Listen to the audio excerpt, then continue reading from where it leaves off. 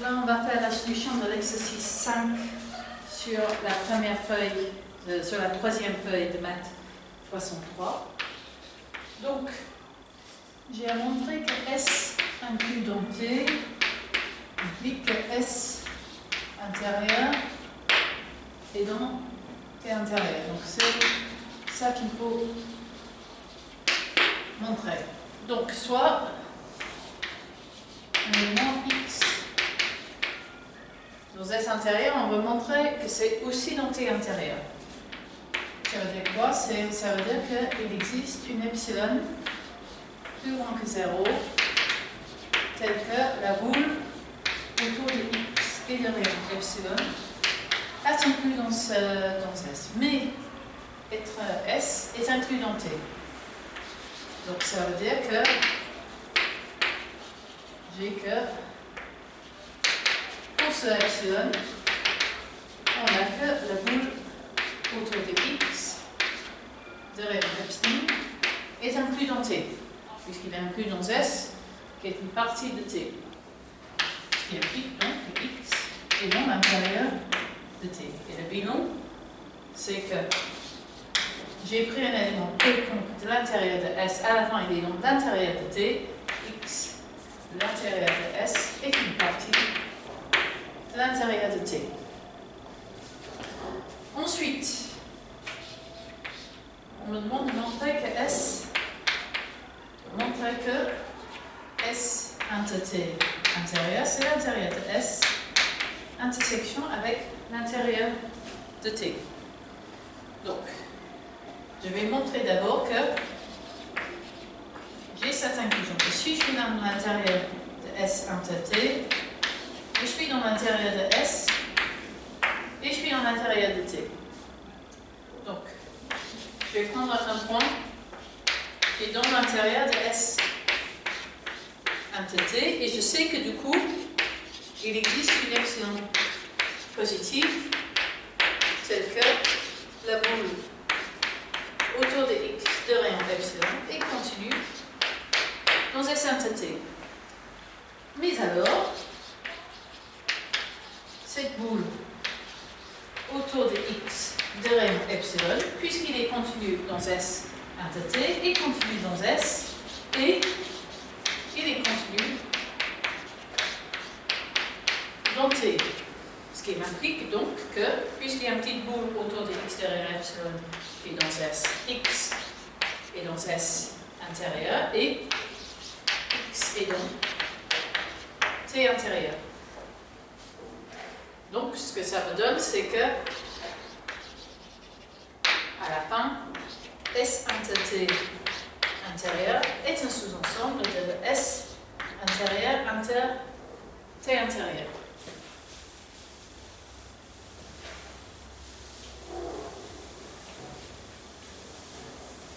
Ensuite, je vais montrer l'autre inclusion.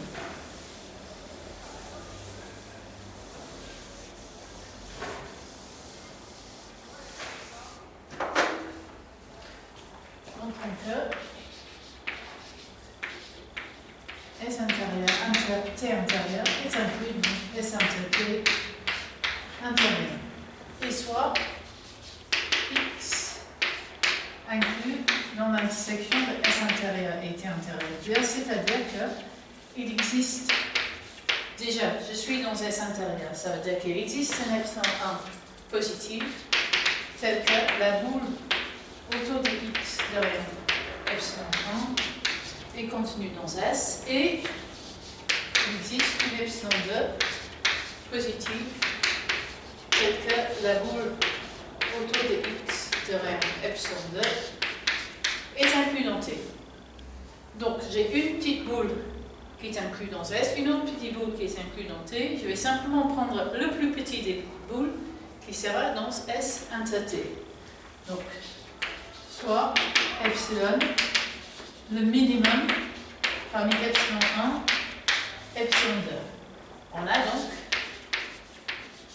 que X, B, N, X, epsilon est inclus dans S et est inclus T, pardon, S intérieur, ce qui m'implique donc que X est dans l'intérieur de S et X. Pardon. Ce qui implique donc que la boule autour de X de rayon epsilon est inclus à la fois dans S et T, et du coup, X est inclus dans l'intersection de S et T intérieur, et l'opinion est donc que S inter T, S intérieur inter T intérieur est inclus dans S inter T intérieur, et donc puisque j'ai montré les deux inclusions, S intérieur inter T intérieur est la même chose que S inter T intérieur.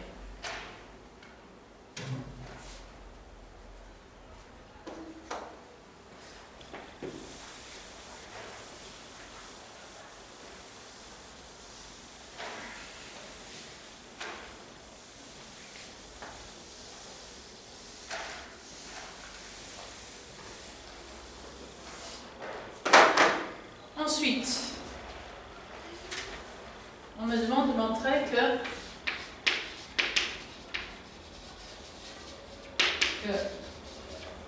l'union de S et T intérieur contient S intérieur union T intérieur. Donc là, il suffira de montrer que S intérieur est continu dans S union T intérieur et T intérieur est inclus dans S union T intérieur. Or, ceci suit de la petite a, puisque S est inclus dans S union T et T est inclus dans S union T.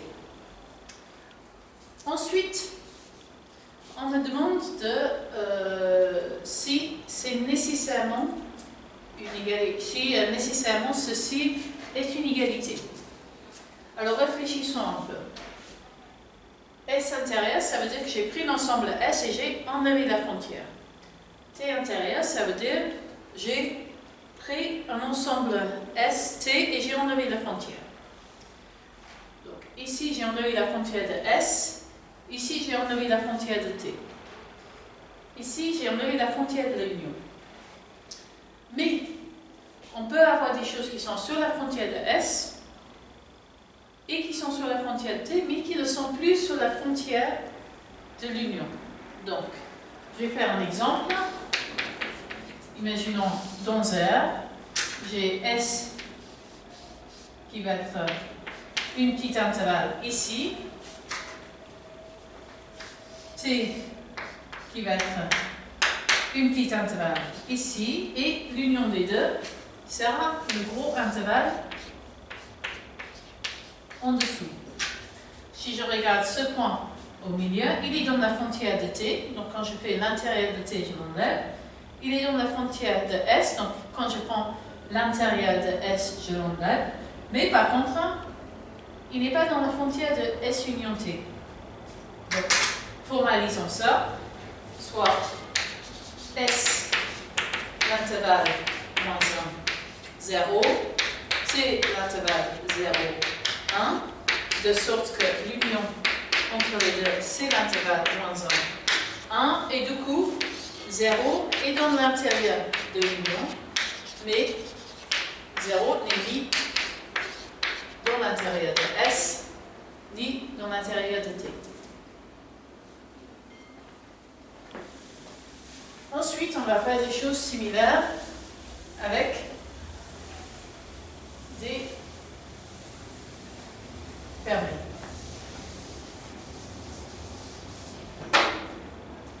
Donc ensuite, il nous est demandé de montrer que S, l'union de S et T fermée, c'est l'union de S et l'union de t. Ok? Donc, soit d'abord, montrons que S bar union T bar est inclus dans S union T bar. Soit X dans S bar.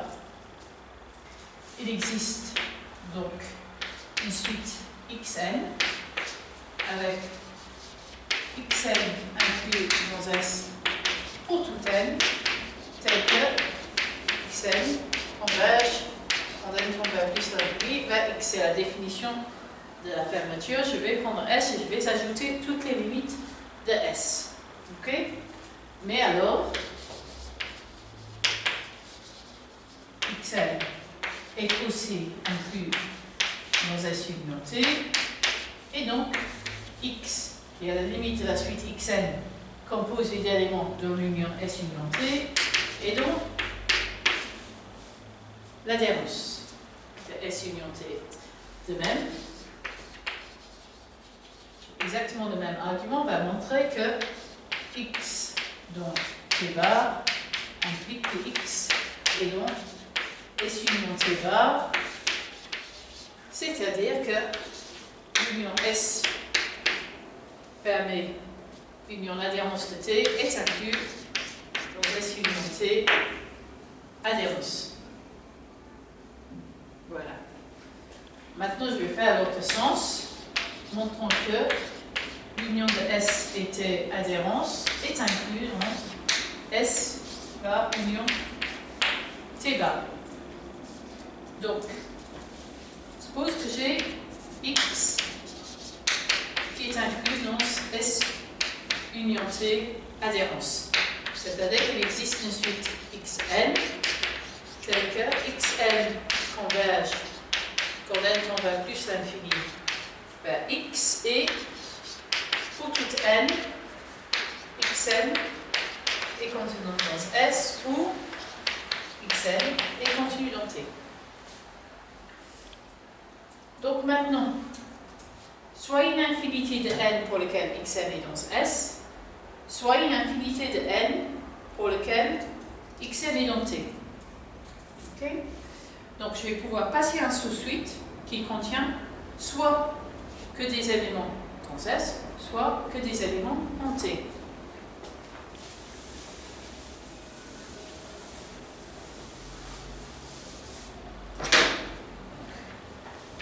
Passons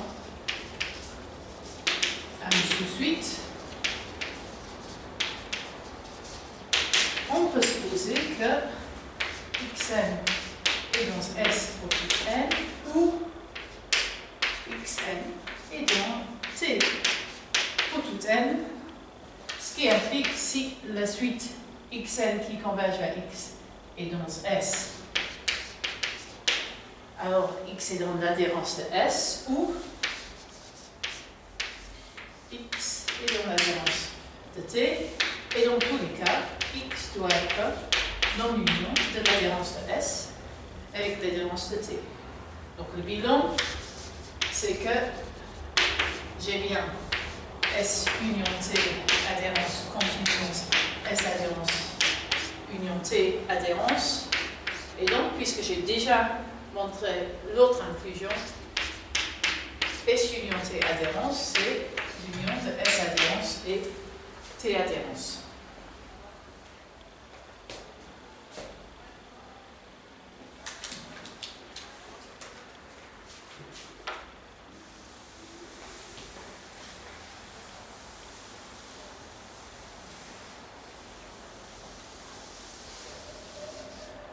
Ensuite, on nous demande de montrer que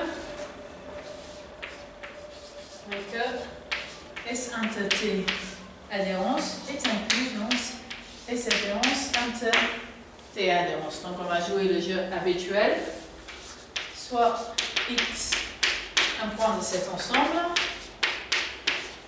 Donc il existe une suite Xn, telle que Xn converge quand n va vers plus l'infini vers X, et Xn est inclus dans S inter T pour tout n.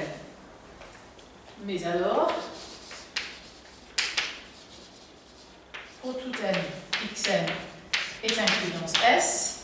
Donc x est la limite d'une suite dont tous les éléments sont dans S, c'est-à-dire que xn est inclus dans S bar. Et pour tout n, par définition de l'intersection, xn est inclus dans T, et donc, pardon, c'est une x ici.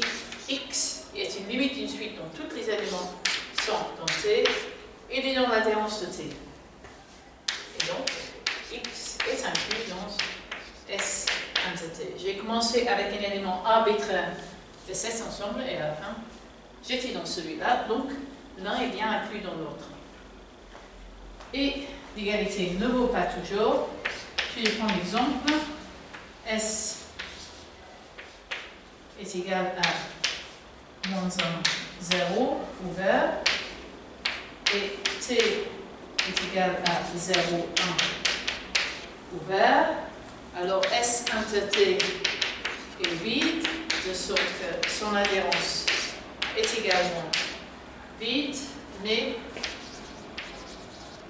S bar inter T bar contient le point 0.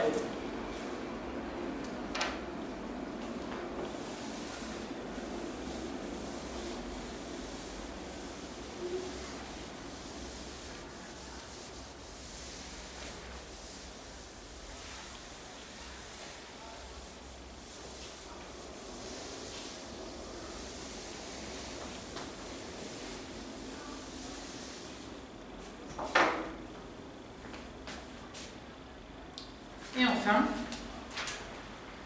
F, on demande de montrer que Rn privé de S ouvert, c'est Rn privé de S bar. Ok. Donc, on va montrer que, d'abord, X inclut dans Rn privé de S intérieur implique que S, X est inclus dans Rn privé de S bar. La contreposée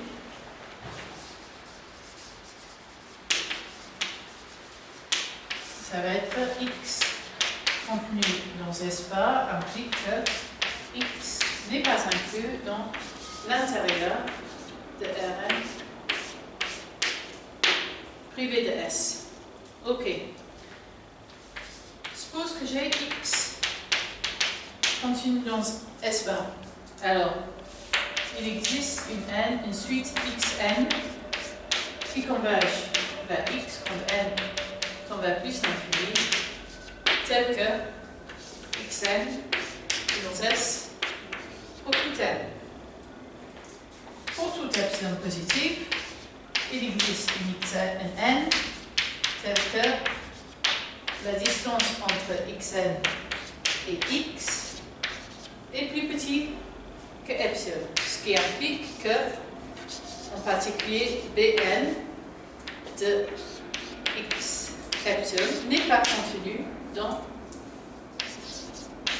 Rn privé de S, puisqu'il contient un élément xn qui est plus petit, qui est à la distance plus petite que epsilon de x. Donc, ça implique précisément, c'est exactement dire que x n'est pas inclus dans Rn privé de S intérieur.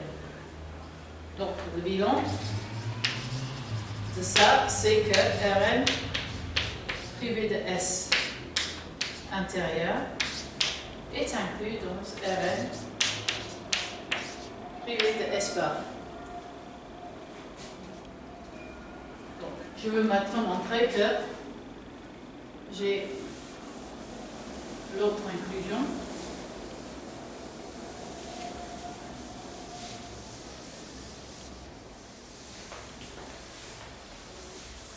Donc, montrons que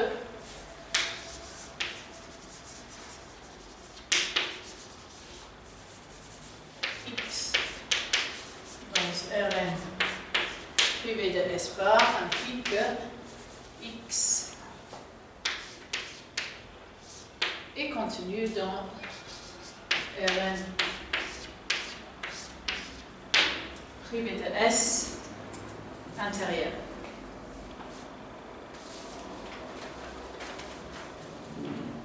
Donc, la contreposée de ça,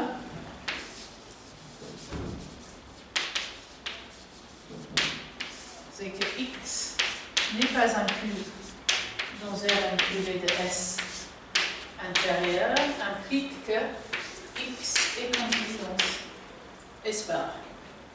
Donc, si X n'est pas inclus dans ça, ça veut dire quoi? Ça veut dire que pour tout epsilon positif, la boule de X autour de epsilon n'est pas inclus dans Rn privé de S. C'est-à-dire que pour tout epsilon positif, il existe une X epsilon qui est inclus dans Bn de X epsilon inter S. Donc, considérons la suite. X 1 sur n. On a bien X 1 sur n qui est inclus dans S pour toute n, par définition. Et par ailleurs, la distance entre X et X1 sur n est plus petit que 1 sur n, encore une fois par définition de X1 sur n.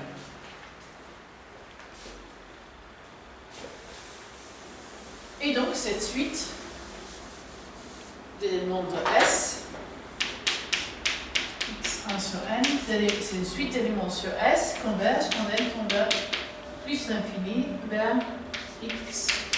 Et donc X est un élément de S bar. Donc le bilan ici, c'est bien qu'on a que Rn privé de S intérieur et Rn privé de S.